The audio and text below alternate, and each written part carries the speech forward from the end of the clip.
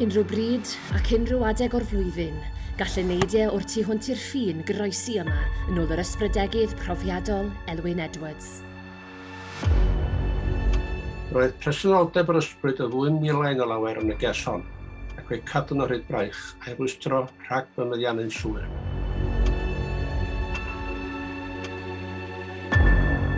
Cawn glywed rhai o'i hanesion a'r swydus mwyaf diweddar yn y gyfrol Ysbrydion.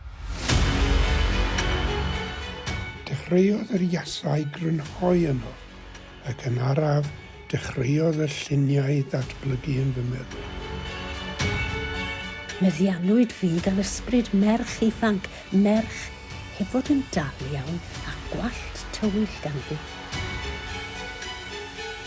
Yn y 10 pennod sydd rhwng cloriau'r llyfr, mae hanesion am adeiladau, cartrefi ac ysbrydion enwog fel yr emynyddes Ann Griffiths a'r ferch a Larys Jane Williams, yr Eneth gath ei gwrthod.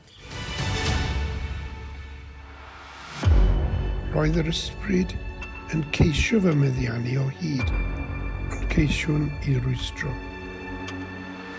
Gyda lluniau o bobl ac adeiladau yn dod ar cyfan yn fyw, mae'r gyfrol iasol hon yn bwydo'n chwilfrydedd i wybod mwy am ddirgelwch y goriwch naturiol.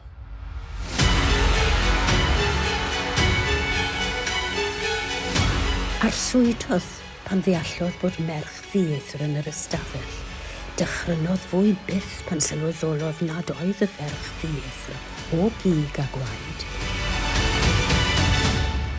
Iasol, ysgytwol, ysbrydion.